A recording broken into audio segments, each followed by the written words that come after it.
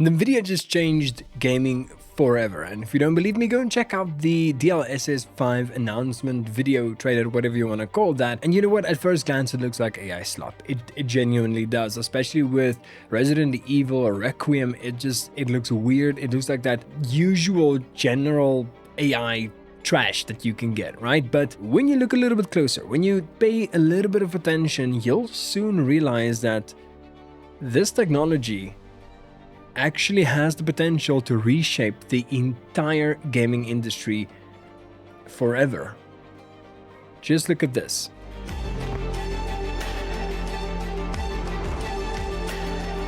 Now tell me, what looks better? Resident Evil Requiem or this? Obviously, it's the latter. The thing is, this technology is not going to be for every game. Right? It's not going to be for all the titles releasing into the foreseeable future.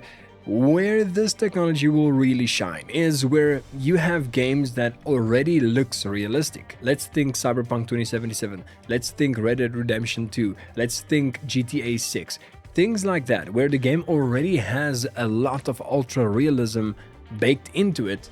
That is where DLSS 5 is really gonna shine. When it comes to more cartoonish games or games that, well, look like games, I think there's room for improvement. Let's be real. But I do believe, sincerely, I do believe that DLSS 5 has the ability to change the gaming industry forever. If you look at DLSS 1, the OG, right? It was alright. Like, you know, a lot of people didn't really like it because it made games look kind of jank, and I don't know, there was a lot of flaws in what it was, but there was potential. And soon after, DLSS 2 came out, and then 3, 3.5, then 4, then 4.5.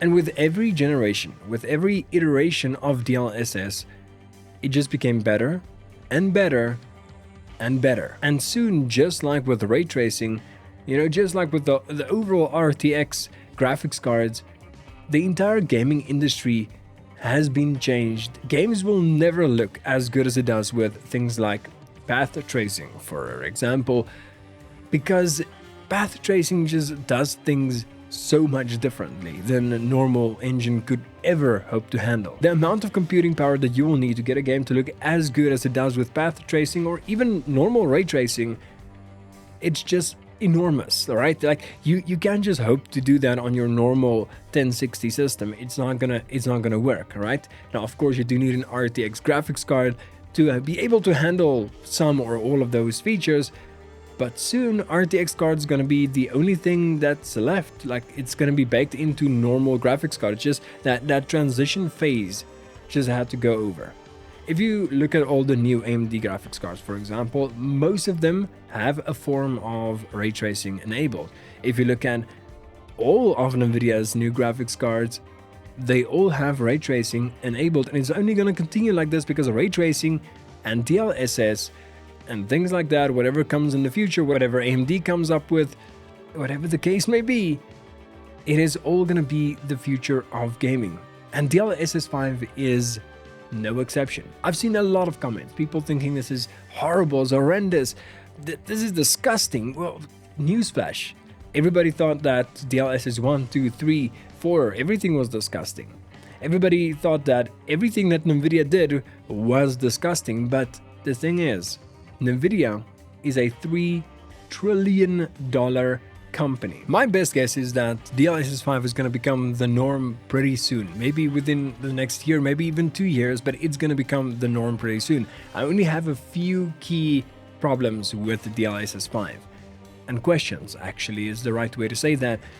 Question number 1, will it only be available on the latest gen Nvidia cards? Because that's been the biggest problem with the DLSS so far. Like, the normal DLSS 1 and 2, and I think maybe 3 was available for essentially everything, right? It was available for most of the RTX cards, going up to the second gen normal RTX cards. But as soon as the newer gen DLSS is released, it kind of just screwed us over, didn't it? Like, we were just locked behind a pay gate.